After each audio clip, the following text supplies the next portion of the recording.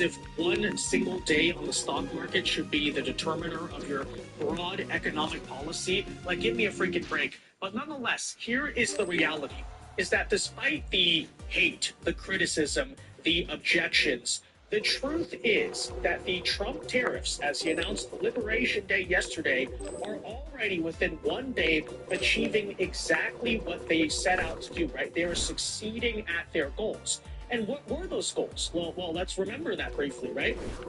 So first and foremost was reciprocity.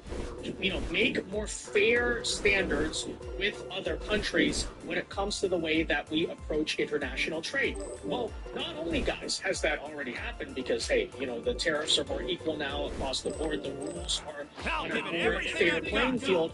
But on top of that, as it turns out, a lot of foreign nations are already calling Trump today, asking to negotiate, trying to see what they can do. And if it's always been true, as some people speculate, that the tariffs have just been a wider strategy to get other countries to be serious about coming to the negotiating table and striking better trade deals overall, well, it's already working because apparently, according to Trump, a lot of those foreign leaders are calling him now, begging him to do something.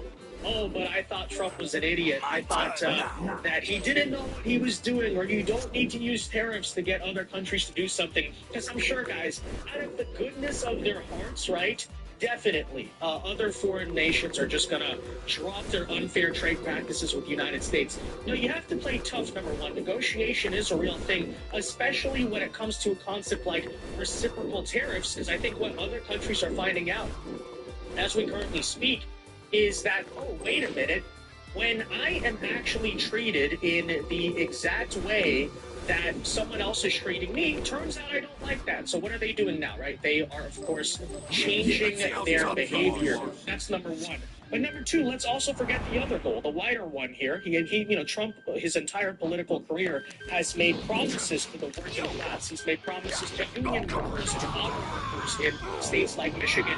Well, the second goal has already been achieved thus far, and that is, of course, to bring new jobs and new investment into the United States. That's already succeeding, and it's been succeeding for some time now. In fact, you've already had all these announcements even before the Trump tariffs went into effect that, hey, this Japanese CEO, this Korean CEO, all these foreign nations are actually building new data centers and new manufacturing within the United States. But now that the tariffs are in effect, that is only accelerating, which, of course, further debunks a lot of the critics here who said, oh, well, if Trump does, for instance, a 25% tariff, that means the price that the consumer pays is going to go up 25%, because apparently these people have absolutely no understanding of actual business or actual economics, because here's the truth.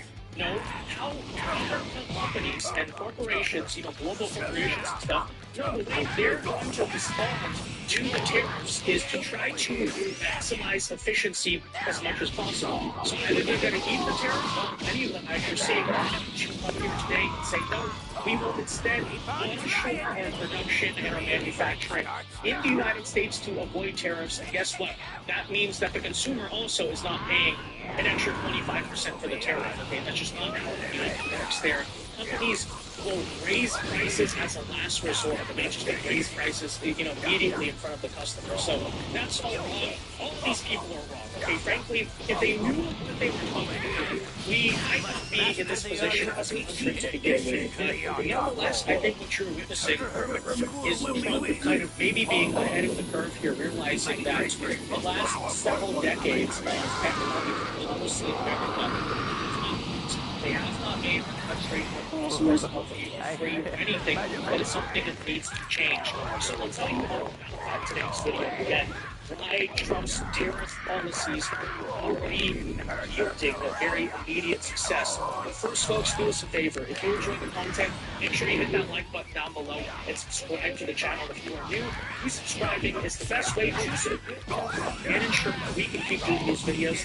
Guys, let's continue our push. We're almost at like 500,000 subscribers right now, so let's get to 500K very shortly here. Stand back, stand by 500K. And with that said, let's get into this. So, first and foremost, okay, again, you're seeing the consequences of these tariffs. Before you've seen them, now you're seeing them even here. Because the announcement as of just today, guys, April 3rd, breaking news here. General Motors, okay, so GM, they're the manufacturers, as I'm sure many of you know, things like Chevy, GMC, what else do they make? They used to make pretty good, you know, but that's GM. Anyways, nonetheless, I'm getting distracted here. General Motors will shortly be increasing vehicle production in Indiana, in the United States, following Trump's tariffs and the There you go. GM is also planning on overtime increases schedule coming in to the hundreds of employees completely ramp up production. The plant director for employees. So otherwise, a lot of new jobs are That's the news as of today. And we've already covered it in this video. A lot of these Japanese car companies, Hyundai as well, maybe Korean companies, even God damn! SoftBank and Humble, these AI tech companies putting a lot of money into the U.S. And the story here just Holy fuck, man! He just wiped the floor of my fucking Goku. And decided to onshore and bring back some of the jobs and some of the wow. Back into this country. He's just demolished my Goku. It certainly seems like promises made and promises kept on their front, because a lot of them seem to be pretty happy at the current moment. What I would say is this, Liv, it's already clear before they even went into effect. Stellantis announced their what is going on with my controller, bro? Into the illegal Belvidere, Illinois plant. So, Hyundai, I believe it was, announced a multi-billion-dollar investment in the southern states to build a new plant to build their cars and trucks and vehicles down there. So before we even put these into effect, these tariffs were having a positive impact on the American economy and on creating American jobs. Secondly, I just want to note that nobody was crying these crocodile tears when they were closing the Long Road engine plant that Chrysler had in Macomb County, or the Romeo engine plant in Romeo, Michigan, in Macomb County. And all of a sudden, now we're trying to get these products back, these components, these vehicles back. Wow, bro. He's wiping the floor with fucking cycles, bro. Saying it's going to plunge us into recession and be terrible for the economy. Yeah. So, thank God. If they're crying, I think they're doing something right. Yeah, well, I think that's a great point. Where was all of the clutching when all of these jobs were lost in America to begin with, right? It's only when someone tries to bring them back and is actually successful that it starts something. I don't exactly understand it there. Nonetheless, okay, despite the fact that the Omnivores are certainly very happy with Trump, I think they're probably going to be voting Republican very solidly again here in 2028, you still do have a lot of detractors. Okay, a lot of people are still going out and saying, well, look, you may have onshore jobs, but prices are going to go up. Or like, you know, they're big-time defenders of free trade. Look, I've taken the same college economics classes as you. I understand the arguments and why people say free trade is good. Free trade brings prices the lowest. It maximizes efficiency and productivity and all this stuff. But, you know, here's my question to the detractors, and here's what I find to be so interesting about it. Because I understand your arguments. Again, I've heard them many times. I don't even necessarily think they're entirely invalid. But my question here then is, okay, if you're in support of free trade, if you're in support of market competition, then why exactly are these people so upset at the concept of reciprocity, right? That's literally just the fairness that is necessary to operate in a free market. Because guess what? If you have authorities at the top in a market picking favors or favorites or what they want to win and what they want to lose, that's a command economy, right? That's not a free market, et cetera, et cetera. So I bring all that up to say, I find it to be so interesting. Let's remind ourselves, what is the Trump policy on reciprocal tariffs? First of all, a flat 10% tariff on just general goods, which is not uncommon, right? A lot of countries have around the flat 10% tariff. The EU does it. That's not a crazy number. I don't even think that's what people are really critical of. It's the added tariffs on top of that, right? The, I think 33% tariff for China and, you know, other countries. My question for all of you guys on that is, okay, you know, you say you don't like the Trump tariffs, you don't like the reciprocal tariffs. Okay, that's fine. Why is all of the pressure and all of the criticism only on the Trump administration to get rid of them? Are we not forgetting this is all about reciprocity towards other countries? So I say all that to say, why are you guys, all the people who are upset here, not running to other countries and demanding that they lower their tariffs against the United States? Because, guys, this could be overnight, right? For instance, we have the Canadians. We've reacted to plenty of Canadian politicians who are constantly whining and screaming about all this. It's like, okay, Canada, if tariffs are so bad, and you guys are making all of the free trade arguments, all these politicians are doing it. They're saying tariffs are bad because they hurt productivity, they raise prices, they're not good for the consumer, this and that. We need free trade. Free trade is a good thing. It's like, okay, then why does Canada have such strong protectionist economic policies? Why does every other country around the world? And why is it only apparently America that is forced to sit here and stomach all of the negative potential consequences of a free trade economic approach so consequently? Every other nation is protectionist. No, that's absolutely not fair. And let's remember this, guys, okay? The extent to which other countries screw us over runs pretty deep. As Howard Lutnick pointed out today, and this is completely true, by the way, it's not just about formal tariffs, right? A lot of other nations, what they do to American goods is over-regulate quotas, or basically you can only... It's like, yeah, take that video down. I was like, what are you talking about? He's like, yeah, you can't play with, you can't say this stuff. He's like, yeah, bro, hell no. And at the time, who was the head of YouTube? Susan Wojcicki. Yeah, and she got him yesterday, right? Yep, she passed away. Okay, from your perspective, if you could rewind the clock, and if you could have not gone down the political alley, I assume you'd be probably up a couple $1 million that you don't currently have as a result of the YouTube demonetization. Sure. When you look at that, you would anyway regret choosing to go political when you get into that. Not wrong. I think the truth is more important, right? Like, I kind of saw that this could be the potential consequence of speaking about things like this. But that's why I bought a bunch of real estate. I knew that, like, having these viewpoints in Germany, I mean, hell, misogyny, that's considered hate speech. So it's like, once you have any type of, realistic viewpoints or conservative viewpoints, they're always gonna censor you to some degree. It's just a matter of when, right? Not if, but when. So I kind of put myself into show, like, I'm gonna invest in real estate, we got Rumble, etc. On YouTube. I'm going to use certain phrases or whatever it may be. We can always reapply for monetization, but I don't regret anything. I think we've done a really good job of making people to a lot of things that they otherwise would never know.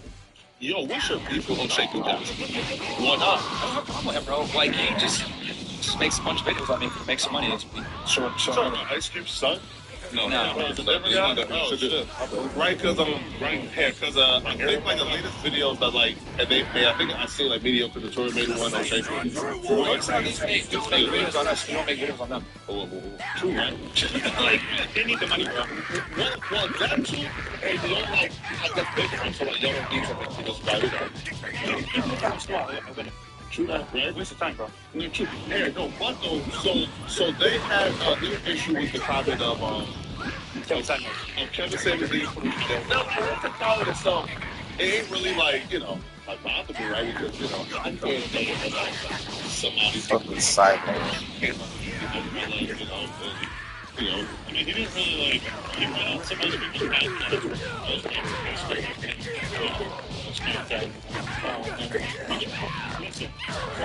Bro, why am I losing this hard for fucking Cyberman, bro? And some law presented them for turning to snakes because against them, and they do whatever they can to shit on you.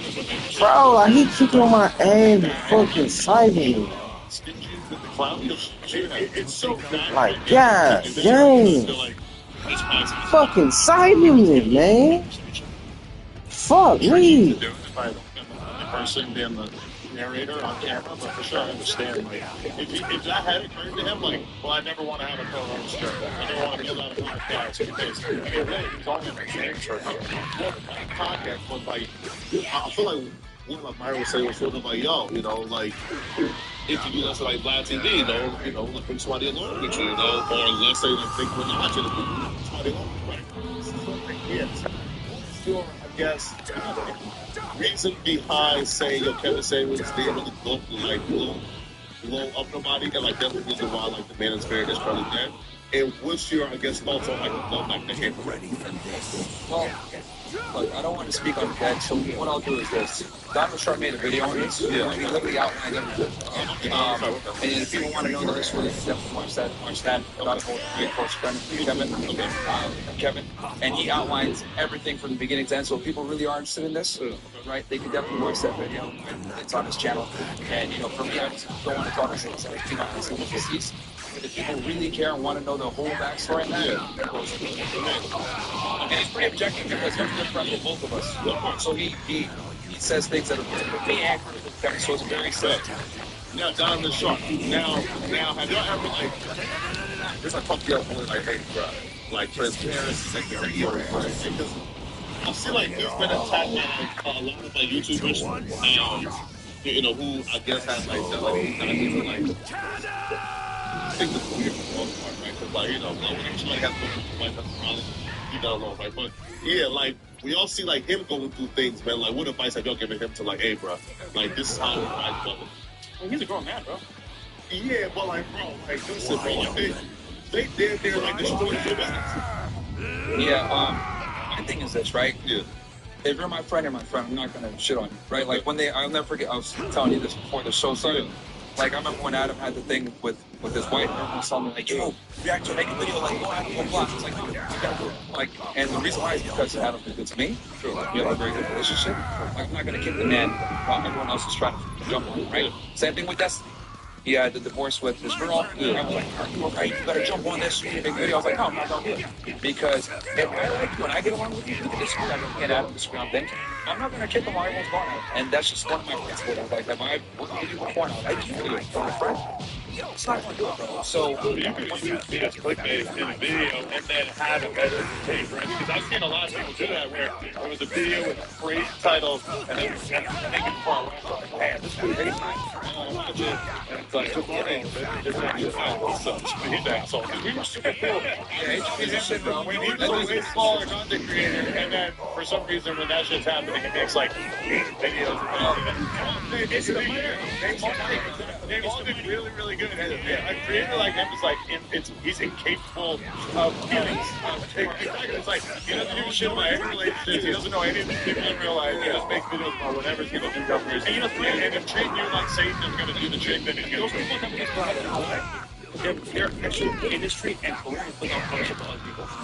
Yeah, so for me, bro, like when that shit happens, I look at it like, number one, you got your back, don't worry about it. And then number two, anytime it's gonna happen, yo, just come on the show, I'll put you on. Because like that's one of my things is like, if I came up with you or if you like not being really big, like I'm never gonna retract what happened. I'm really big on standing for my friends.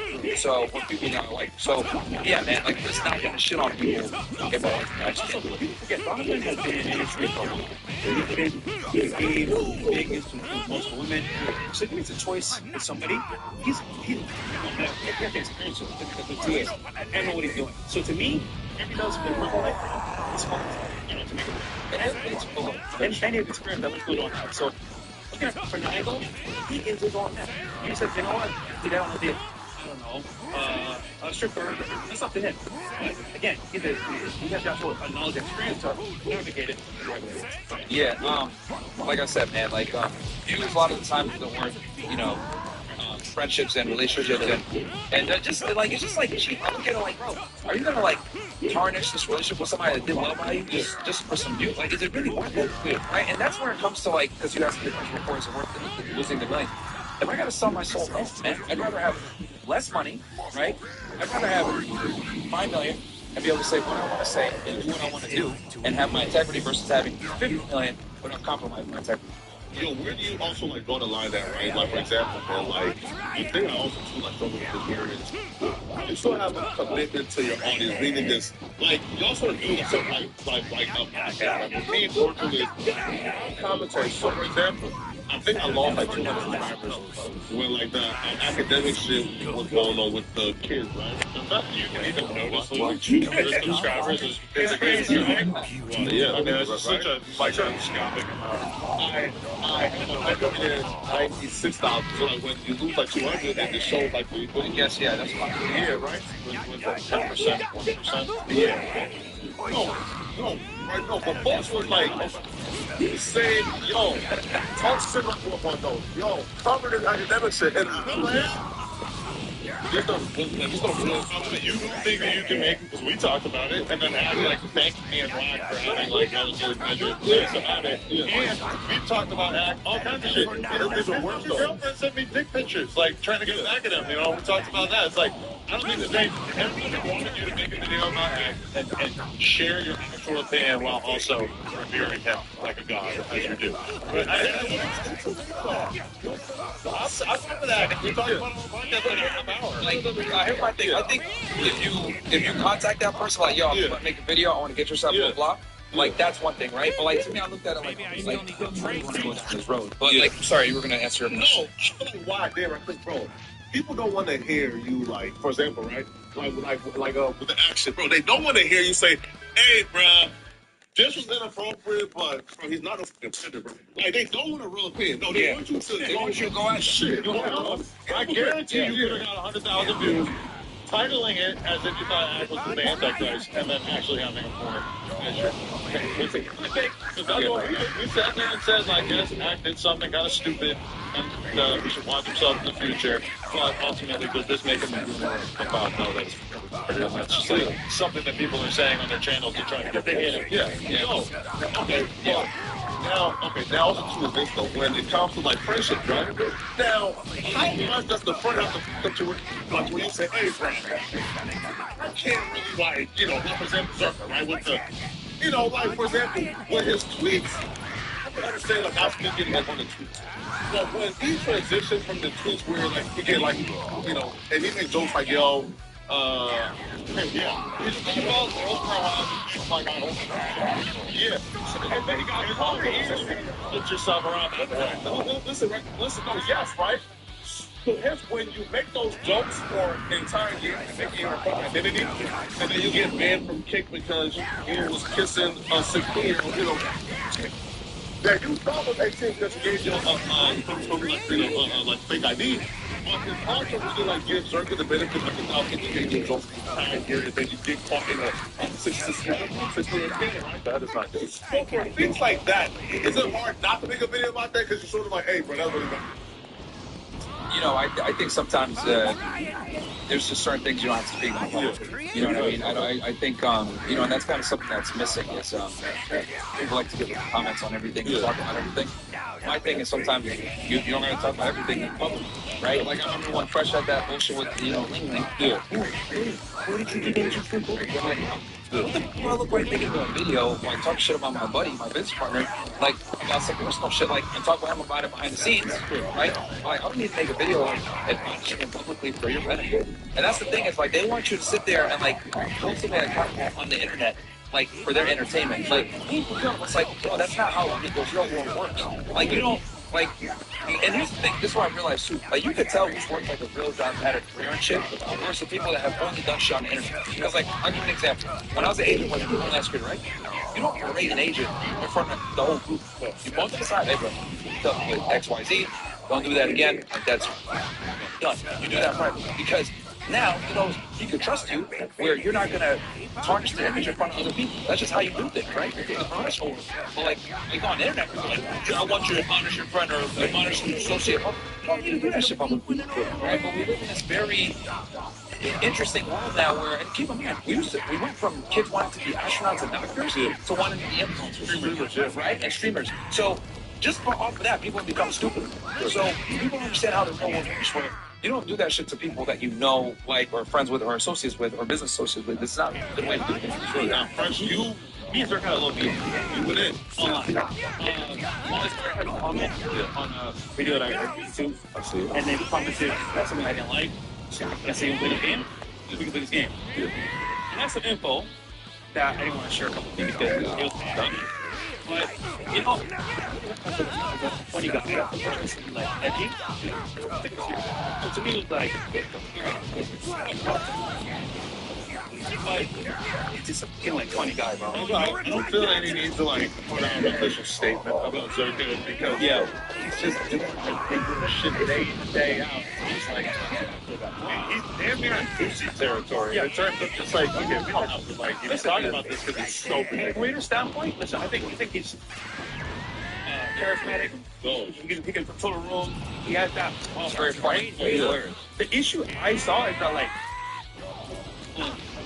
just to be fair here, he could have went to the moon and back. He was going to the very top. I think Dirk would have been one of the biggest creators known to man. However, the whole angle of, like, young girl shit, Making that your joke. that was kind of like, whoa, self-destruct 101. Yeah. But again, he's his own man. What do you feel about it? So listen, I think we squashed it though, and it's squashed for, like, again, the creator, he did his thing. Yeah. Listen, when you see those people like coming to the platform, now listen, I'll be real. I'm not sure Sneako has ever come out, but yo, I am happy with this new Sneako. Bro, listen, yo, bro, I did a video on it. I'm talking about it, filming it on my stream. Yo, this new Sneako to me is the jeans that I felt like we had, right? Yeah. Listen, him and El Monte Fields were like my two favorite YouTubers, right? So, but when when he was still in the thick of things, man, like he would like come on. I feel like you're kind of getting frustrated with like him sort of trying to like figure out where his identity was, right? One thing he was either like from this, the next thing he was like, I think that's more what Evan versus I get mad, right? yeah. Sneako was like, because I know you're gonna say a lot. We agree on a lot of things. Yeah. Obviously me and him kind of, brought this whole thing of them boys and getting Nick on and stuff like that. I think that's been super cool for waking people up. Yeah. But I'm glad that he's going back to his artistic roots. I love it. Maybe he'll come back to the political world, but if he doesn't, I support him. I know you got more. Sneako is a very smart. Yeah. He's educated.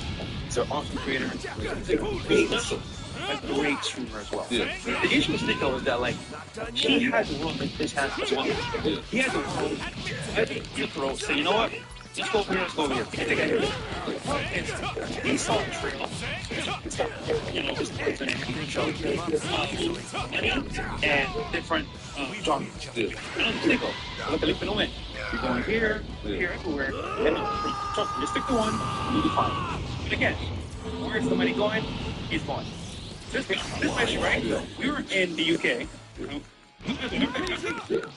Talking about the boys. Everything I say here from his face online and offline.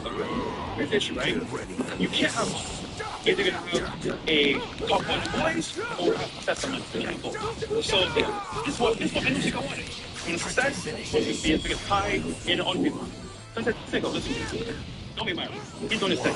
You are going to be cooked. But on this path, bro, that's it. And they love the ticket stuff. No,